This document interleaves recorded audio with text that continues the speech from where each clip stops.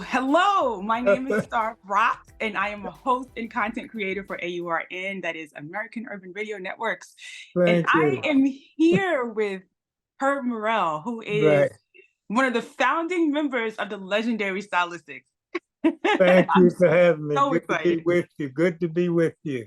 Oh my gosh. I mean, I can't I've interviewed lots of people, but I rarely get to interview legends like this. You're being too kind, too kind. I'm just lucky and fortunate to be able to do what I do for the length of time that I've been doing it.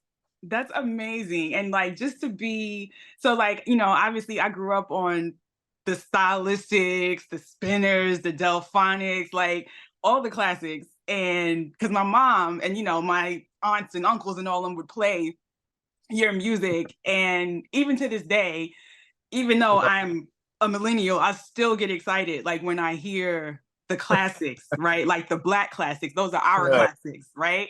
right. But when you started the Stylistics, I mean, I know you obviously probably didn't think it would turn into what it has become today, but like, how does it feel like when I'm pretty sure that you can still see the influence and impact certain artists today. How does that feel? It's a blessing to be able to last as long as we have. And like you said, in the beginning, neither one of us or none of us could have thought or could have dreamt that it would last this long. Were fortunate in the beginning of our career to be around good songwriters, good producers, and the like of Tom Bell that Yes. produced the group from the offset. And with all the You Are Everything, Bet You by Golly, Wild Stone in Love, You Make Me Feel Brand New, those songs attached with the group, and with Russell, that we must never forget Russell Tompkins Jr.'s falsetto. Tom took that and utilized that to the best of his ability and the best of Russell's ability to present those songs the way that they were presented. I mean, chills, right?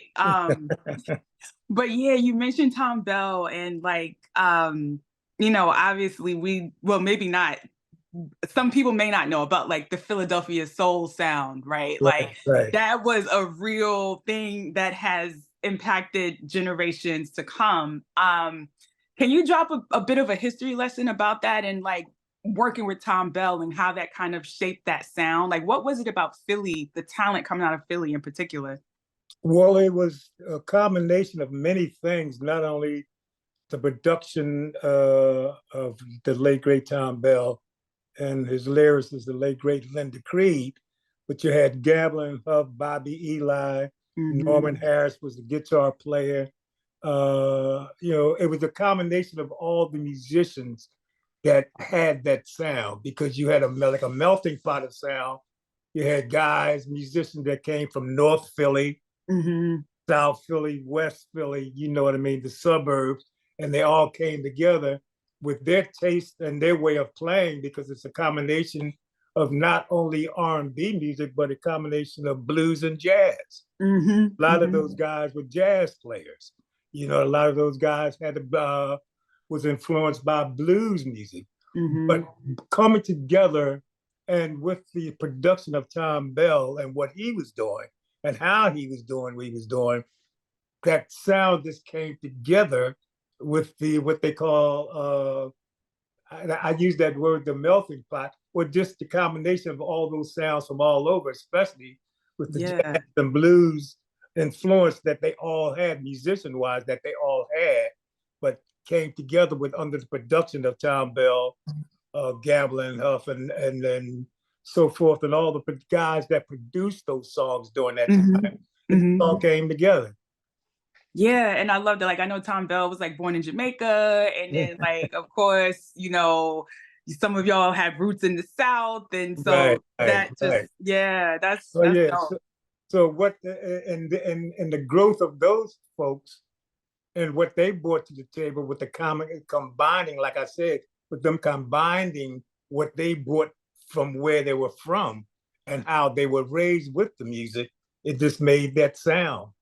Yeah, yeah. And kind of coming up into modern times. I know you guys just performed at Carnegie Hall. I missed it. I was sick.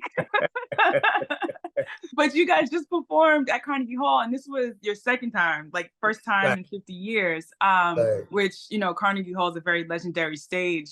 exactly. Um, what was that like? Because I'm sure you packed the house, like your fans are still there. It was a good crowd, very good crowd.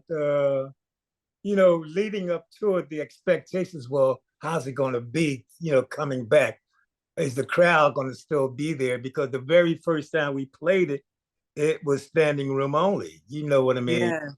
Yeah. But the difference being now we've grown, and through the music industry, and then just being a part of what's happening musically, we've grown. So the expectations now was like sky high, because Hmm. at the time we did it the first time, we were like young teenagers. Our career had just took off. You know what I mean? Yeah. So we, of course, it was scary playing Yeah. Carnegie Yeah. Hall, Yeah. because of the mystique of the building itself and what it stood for. Hmm. But going back now, the anticipation, like I said, was sky high, because, okay, are we going to be accepted at this point in time? We've gotten older, the music has transcended over time. Will our fan base be there? And God, knock on wood, they were there with Yeah. open arms, and it was a beautiful thing. Yeah. And I know you guys have been traveling a lot. Like you've been in Brazil and Right. what future dates do you have coming? Because I got to catch y'all at some point. Well, we're about to go on what we call our overseas tour, our world tour. Okay. We will be starting out going to maybe Paris and Portugal. We will then end up in the UK, which will last for the month of November. Wow. Then we'll come back home for a break, and then we'll go to Japan. Wow. The Wow. tour will go to Japan and then to Hawaii. So we finishing up the tour. You know what I mean? Our Yeah. world tour. Yeah. How do you maintain? Because touring is not for the weak. No, you got to be strong. Well, see, the thing is that you have to realize what you're doing, Hmm. how you're doing it, and you go about. You get your rest. After the show, ain't no hanging out and partying all night long. You know what Hmm. I'm saying? You do your show, and after the show, you wind down. You get something to eat, relax, or whatever. But you take it behind the bed, and and Yeah. and Yeah. Yeah. get ready for the next day. You know what I mean? Yeah. So, because in our case, we're doing one nighters, so it's from city to city to city to city. So Hmm. you have to prepare yourself for that. I gotta say, like, you hear gossip and things about like the groups and stuff, and I know y'all probably have some crazy stories from tour, but it seems like the Stylistics have been on the lower end of like all of the crazy, right? Like you guys kind of stuck to yourself. Oh yeah, yeah. Well, see, you realize, once you realize that not only is this is something that you love to do and you Hmm. care about doing, it's business, and you have to treat it as such. You know what I mean? Because at the end of the day, when you're doing a show, people don't want to hear nothing about you tired. They don't want to hear nothing about, oh, I was out all night the night Yeah, yeah, before, or whatever. With that, you maintain and doing what you do. You know what I'm saying? You maintain yeah. and realize, like I said, it's a business, and you got to treat it as such. So from day to day, you're preparing yourself. In other words, 24 hours ahead, because you're preparing yourself for the next day. Hmm. Yeah, that's an important lesson because I feel like, not to sound like old and cranky, but like a lot of younger generation of artists now, you see them perform and it's like you're out of breath already. Like, what is going on? Like, you know what I mean? You see the benefit of like artist development and boot camp and taking care of you. So like, I'll take Because I'll take classic artists any day. right. Well, see, that's the whole thing. My advice to young folks in this business, you got to remember, when the lights go out on that stage, it's well come back to the real world. And you got to treat it as such. You know what I'm saying? So, okay, it's nice to go out and have yourself a good time and meet with friends and party and all of that. But you got to remember, you got to do it in moderation, because if you want this to last for you, you got to treat it as such and go in that direction of keeping things in order, keeping things solid. You know what I mean? And okay, yo, I'll catch up with you later. I got something to do. You know what I mean? You got to keep that frame of mind when it comes to people on the outside and your friends. Because, like I said, when you step on that stage, you have an obligation to do the best that you can do for your fans when they have spent their hard-earned money to not only buy your music, but to come see you. So you have to be ready for that. Amen. Amen. Are there what are you listening to now these days? Well, everything that comes across the airwaves, you know, it's a lot of the new artists that I'm not too aware of. But you hear some things that catch the air, and you try to find out who it is. There's a gentleman out now, and he's been out for a while, that I've just became aware of. It's called October London, I think his name is. Oh yeah, yeah. You know what I'm saying? And he was introduced to me by, we did a song called "Hurry Up This Way Again." Yeah, of course. He used the soundtrack to that, but with his lyric and the way he turned that around, and everybody was talking, "Oh, you got to hear this guy. He's like a Marvin Gaye. He's a Marvin." Yeah, Gaye. yeah. You know what I mean? And that's great, but you can hear him.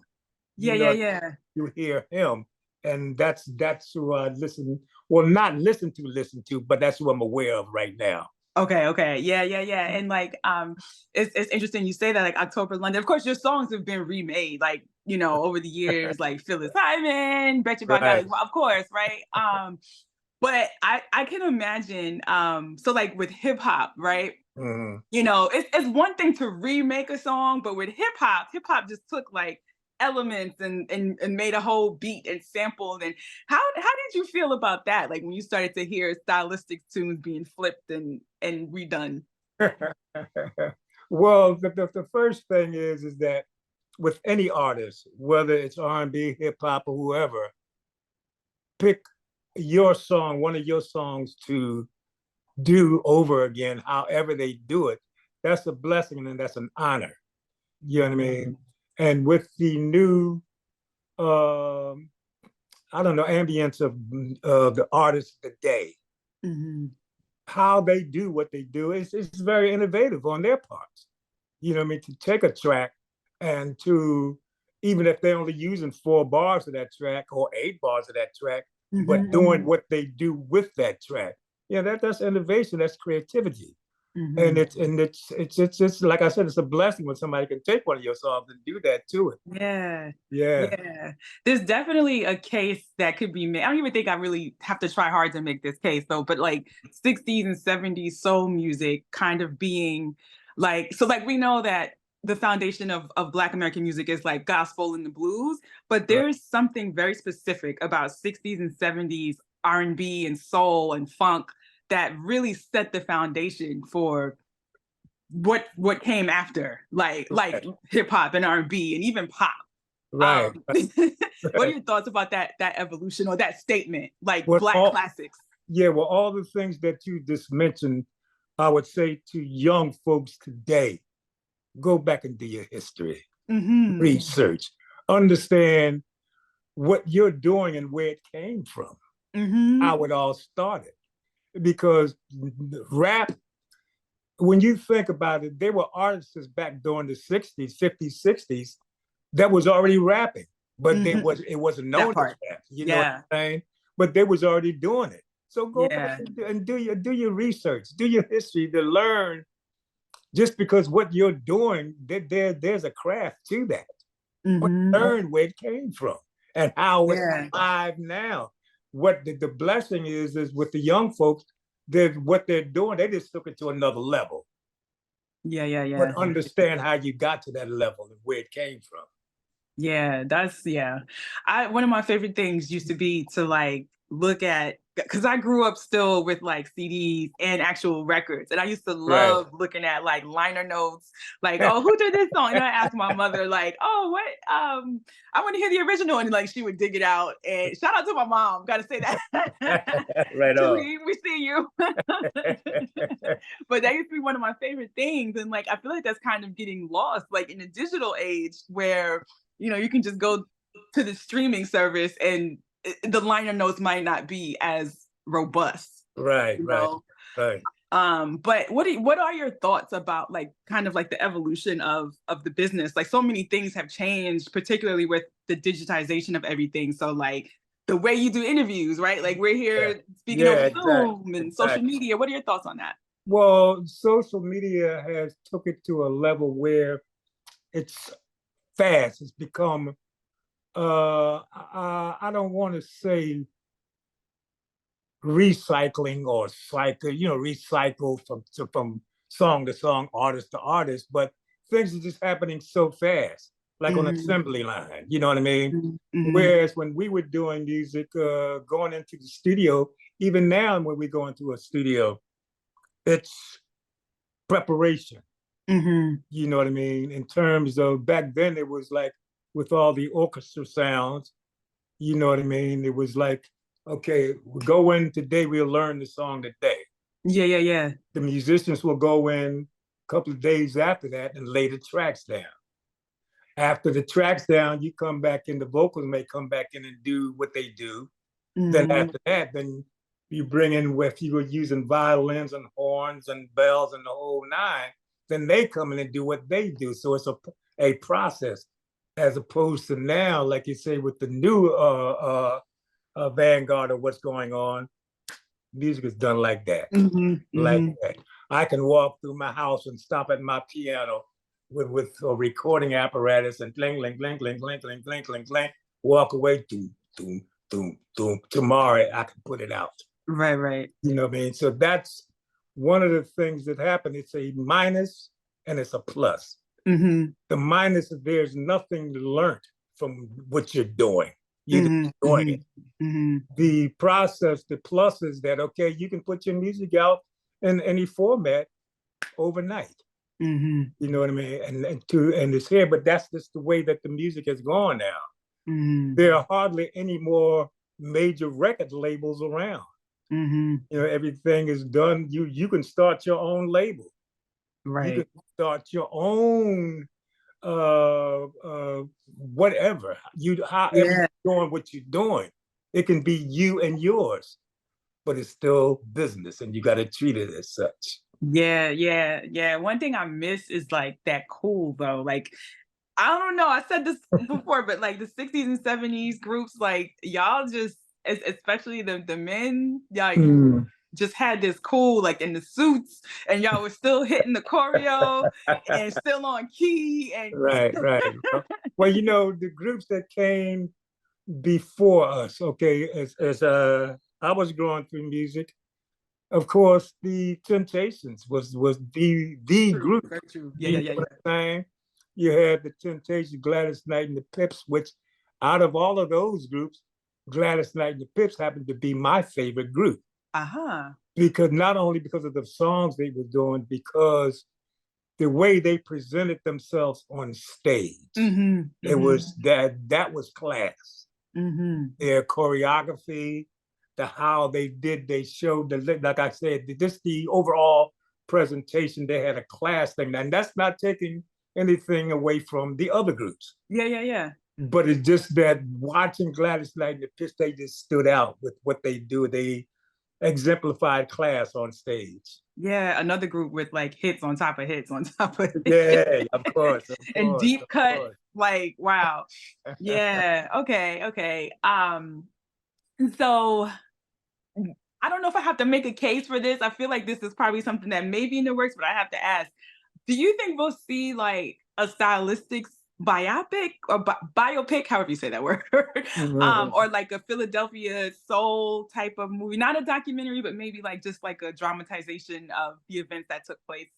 Well, you never know. You never know because folks are coming along, those that are really into what's going on music wise, see things and say, well, hey, maybe we can turn this into a story. Mm-hmm. Maybe we can do this with it. So you never know. You know what I mean? It would be a beautiful thing if that did happen. You know what I mean? Because God sends. So, you know what I mean? Like I said, you never know. You never know. I hope so. There's this genre of I'm seasoned now. So like I'm an 80s baby, but I'm seasoned now. But there's this genre on I've seen it on TikTok where Mhm. people are rediscovering like older artists, even artists that came out maybe even 10 years ago. Right. And it's just really cool to see. So I hope we do get to see your stories play out and see you get more of your flowers, you know? Well, you know, there along the way, there's been folks like you said that not instead of doing like the biopic, it's been but little interviews and stuff that we've done, and people have put things together that way and Hmm. and showcased it. But there, it would be nice if that was done to combine groups from Philadelphia. Hmm. You know what I mean? Blue Magic, Delphonics, Stylistics, even going back further, the Intruders. Hmm. You know what Oh I mean? yeah. So you know, to do a story, but do it that way. I would love to Yeah. see. I would love to see that.